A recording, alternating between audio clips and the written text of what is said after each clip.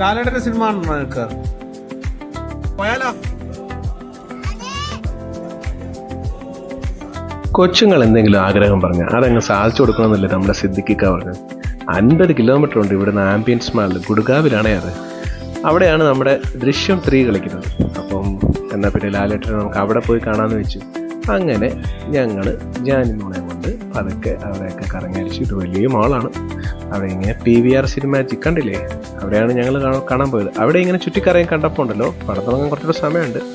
അതിങ്ങനെ കണ്ടപ്പോൾ അവിടെ എല്ലാം ഗെയിംസൊക്കെ കളിക്കുന്നത് കണ്ടപ്പോഴത്തേക്ക് പുള്ളിക്കാരിക്ക് പതിയെ അവിടെ കളിച്ച് നിൽക്കണം എന്നൊക്കെ വളരെ ആഗ്രഹം തോന്നി. അവിടെ കുറേ വാശിയൊക്കെ കാണിച്ചു. പക്ഷേ അവിടെ കളിക്കാൻ നിന്ന് കഴിഞ്ഞാൽ നമുക്ക് സിനിമ തുടങ്ങും. അതിനുള്ളൊരു സമയമേ ഉള്ളായിരുന്നു, ഒരു 10-15 മിനിറ്റൊക്കെ ഉള്ളായിരുന്നു. അപ്പം ഞങ്ങൾ അവിടെയൊക്കെ ഇങ്ങനെ കറങ്ങി കുറച്ചൊക്കെ ജസ്റ്റ് ഒന്ന് കാണിച്ച് പതിയെ വളച്ചൊടിച്ച് ആളിനെ കൊണ്ടുവന്ന് പതുക്കെ തിയേറ്ററിനകത്തേക്ക് ഞങ്ങൾ അങ്ങനെ കയറുകയാണ്. അങ്ങനെ തിയേറ്ററിനകത്തേക്ക് ഞങ്ങൾ പതുക്കെ കയറുന്നു. നമ്മുടെ ക്യാമറമാൻ തൊട്ട് പിറകെ ഉണ്ട്. അങ്ങനെ ഞങ്ങൾ അവിടെയൊക്കെ ഒന്ന് കണ്ട് വണ്ടറടിച്ചു. ജാനിമോള് അതൊക്കെ പോപ്കോൺ വന്ന് വീഴുന്ന കണ്ട് പുള്ളിക്കാരി വണ്ടറടിച്ചു. അങ്ങനെ ഞങ്ങളിതാ ദൃശ്യം 3 കാണാൻ വേണ്ടിയിട്ട് അകത്ത് എത്തിയിരിക്കുകയാണ്. ഭയങ്കര ആകാംക്ഷയോടുകൂടി ഞങ്ങൾ കാണാതിരിക്കുന്ന വലിയൊരു ബക്കറ്റ് പോപ്കോണൊക്കെ വാങ്ങിച്ച് അത് കുറിച്ചുകൊണ്ട് നമ്മുടെ അശാത്തി അവിടെ ഇരിപ്പുണ്ട്.